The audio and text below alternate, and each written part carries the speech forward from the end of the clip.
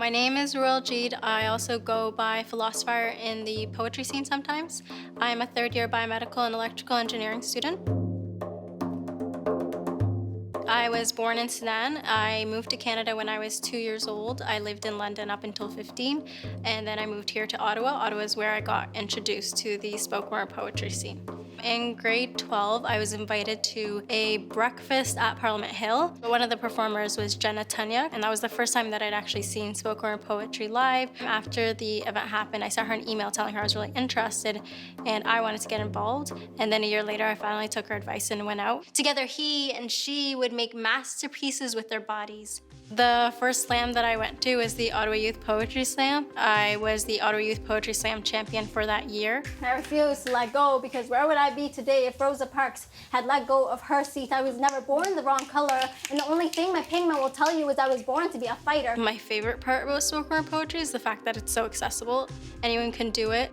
You only have 3 minutes usually, but you can say so much in 3 minutes. She neglected her dreams of becoming an artist because with him, she already was. My activism is basically just me, I guess, advocating for pretty basic human rights.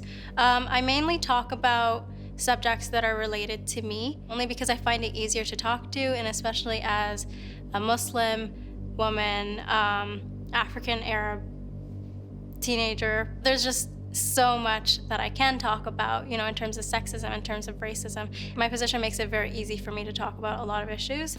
Even when my little sister was harassed for the color of her skin, I didn't understand the possibility that I was somehow connected to the slaves who sang, "Wade in the water." For the 16 days of activism, I was introduced to Aruj Mian. She's a representative for WISE, and they're basically in charge of running the campaign here in Canada. I sent her a few poems related to, violence against women, and we chose Looking Over Her Shoulder. I whisper, counting the sounds of my footsteps as I walk down the street late at night.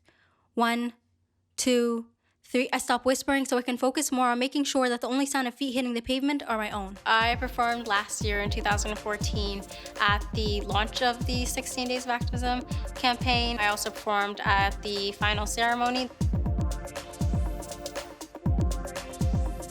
My latest poem, Primary Colors, is about domestic violence. Until one day he used his fist as a paintbrush and he painted her in red, blue, and yellow. He painted her in blood, bruises, in tears. He painted her in silence. I did have a few people telling me, they had their own history with domestic violence. I always find it really interesting how people approach me, I think, a bit more easily because they relate to something that I said. And it's really touching when people are able to tell me, basically a stranger, about their own personal stories. It just makes you feel like you actually did something by speaking up. I love you could cover up the scars on her face, arms, and legs. I love you could make her forget all the time she wished he would just kill her instead, but I love you.